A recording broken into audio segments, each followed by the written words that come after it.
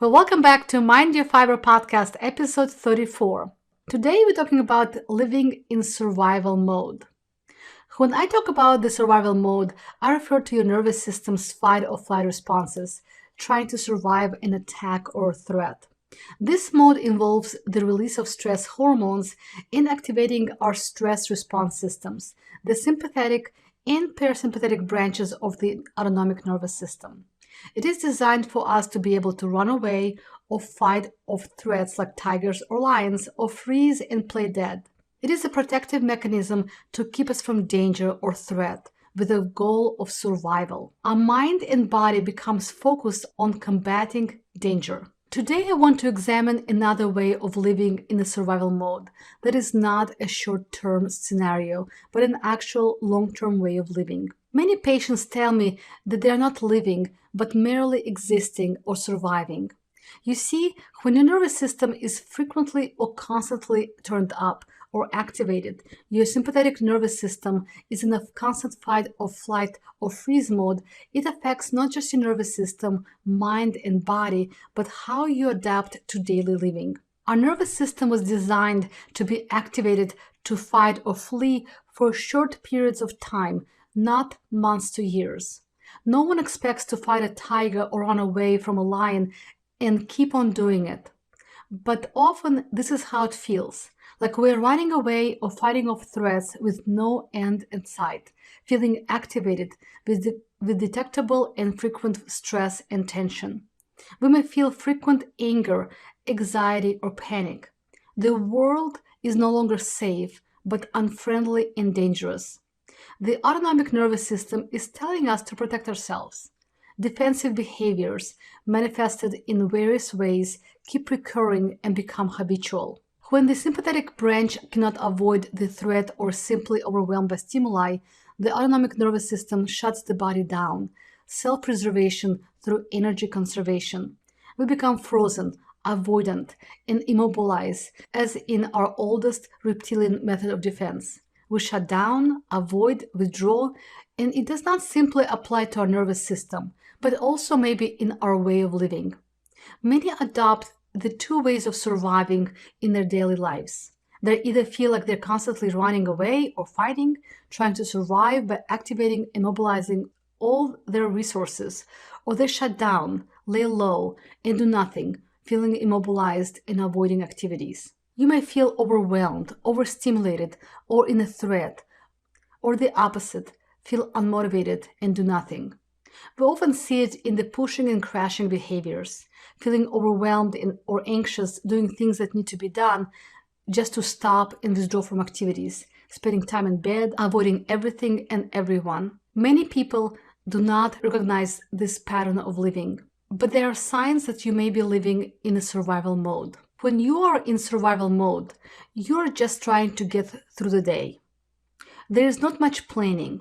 It is often just about how to get through the next 24 hours.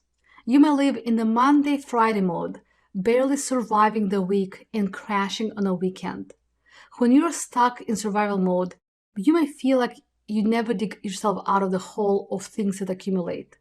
You may tend to procrastinate, extend deadlines, and feel that you are constantly lacking resources. This often leads to a feeling of urgency. Everything becomes urgent, and you feel easily overwhelmed, living in a constant crisis mode. The stress of feeling behind leads you to be reactive, not proactive. You can't plan, dream, or have long-term goals. You may bounce from reaction to reaction. Your goal may be to avoid a terrible day. It may be to avoid a terrible day in terms of consequences of your actions, or avoid terrible pain from too much action. But it does not matter what you do. It often feels too risky. It will cost too much in terms of pain, energy, or poor or insufficient sleep. Everything may feel exaggerated. Everything matters way too much. There is no margin for error. Our survival brain reacts impulsively to maintain self-preservation. It tells us that using executive functioning skills, your higher functioning brain or the brain's cortex will take too much time to process the information and that safety cannot be guaranteed. The survival brain is trying to keep us alive. but it can make everything feel much more difficult. So living this way may gradually lead to a lack of focus and brain fog. You may have trouble finishing one activity in a focused manner or the way you used to do it. Your memory may change. It is hard to remember things when your brain is constantly looking for protection, and the brain is constantly multitasking, resulting in not doing anything well. You may feel exhausted and fatigued. Both your mind and body are using way too much energy to do basic things. And even when you rest or in bed, your activated nervous system state uses energy. Emotional reactivity is often a symptom of burnout or survival mode. You may be more upset at things you would not normally react to, feeling more grumpy, mean, or tearful. You may also be more impulsive, hard to control impulses like cravings, urges leading to overeating, overdrinking, or overspending, and engaging in activities that buffer your emotions, like watching too much TV or doing too much social media. Passive activities like TV watching or social media can be activities of immobilization, withdrawal from life, or avoidance. These activities feel safer and less taxing, but also become a form of dependency as they numb your negative thinking and pain. You may also find yourself forgetting or avoiding doing basic things, like basic self-care, like brushing teeth, taking medications, fixing healthy meals, or exercising. If your brain thinks you are in danger, do you think it will focus on grooming and long-term goals? Of course not. It is actively trying to survive. So what is the opposite of survival living? I think it will be a life that is intentional, mindful, and full of vitality. When you think about yourself and recognize that you describe yourself as full of compassion, curiosity, clarity, creativity, calmness, confidence, courage, and connectedness. The survival brain is trying to keep us alive, but our higher brain is in charge of creating a life on purpose, with plans, goals, and dreams. Living with intention also means constantly communicating with yourself, deciding what's working or what's not, and making small daily adjustments. When we are living in the opposite of survival, we are actually living in a state of the autonomic nervous system that is responsible for relaxation. Your parasympathetic nervous system is a network of nerves that relaxes your body after periods of stress and danger. It also helps run life-sustaining processes like digestion during the times when you feel safe and relaxed. The ventral or front side of the vagus nerve responds to cues of safety in our environment and interactions. It supports feeling of physical safety and being safely emotionally connected to others in our social environment. In this state, we can feel safe, calm, connected, and engaged.